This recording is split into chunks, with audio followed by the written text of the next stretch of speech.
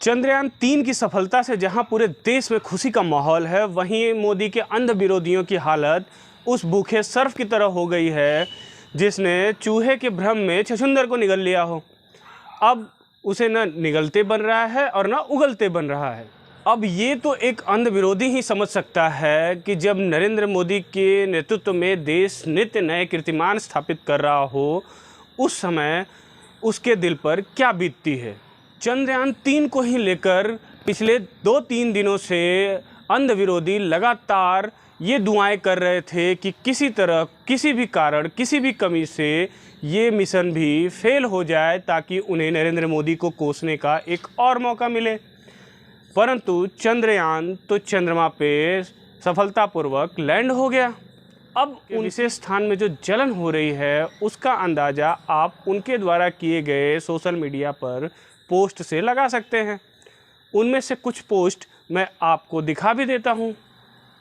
आप ये देखिए, ये और ये भी। अब ऐसी स्थिति में अंध विरोधियों के एकमेव ईमानदार पत्तलकार रवीश कुमार ही थे जिन पर उन्हें भरोसा था कि वो कुछ तो मरहम का इंतजाम करेंगे।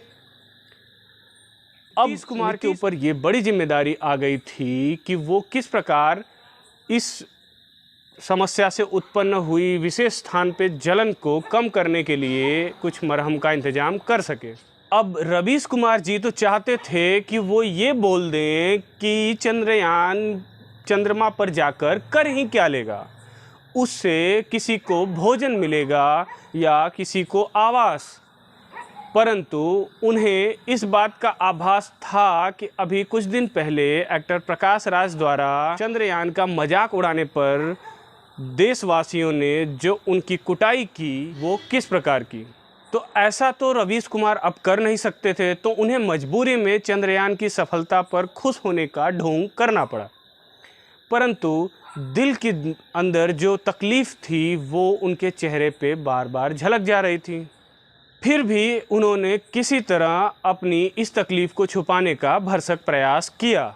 अब दूसरी चुनौती उनके सामने ये आ गई कि कहीं चंद्रयान-3 की सफलता पर खुश होने के प्रयास में वो नरेंद्र मोदी की परोक्ष या प्रत्यक्ष रूप से तारीफ न कर बैठे, क्योंकि ये नियम तो उन्होंने ही बनाया है कि नरेंद्र मोदी की प्रत्यक्ष या परोक्ष रूप से जो भी तारीफ करेगा वो गोदी मीडिया की कैटेगरी में आएगा। इससे बचने के लिए उन्हें मोदी को कोसने के किसी मौके की ज़रूरत थी। जब उन्हें नरेंद्र मोदी को कोसने का कोई मौका नहीं मिला तो उन्होंने चंद्रयान-3 की लैंडिंग के समय नरेंद्र मोदी के लाइव आ जाने को ही मोदी को कोसने का मौका घोषित कर दिया। तो रवीश कुमार जी ने मोदी को कोसना शुरू किया कि अगर मोदी जी को लाइव आना ही था तो वो चंद्रयान के लैंड होने के बाद किसी समय लाइव आकर उन्हें देश को जो संदेश देना था वो दे लेते। उन्हें चंद्रयान के लैंडिंग के समय ही लाइव आने की क्या ज़रूरत थी।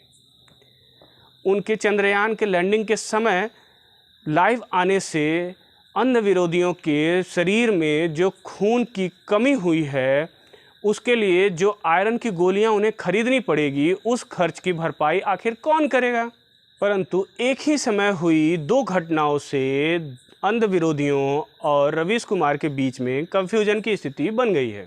जहां रवीश कुमार चंद्रयान की लैंडिंग के समय मोदी जी को लाइव आ जाने को गलत बता रहे हैं, वहीं अंध विरोधी ये कह रहे हैं कि नरेंद्र मोदी के देश से बाहर होने की वजह से चंद्रयान-3 सफल हुआ। नमस्कार।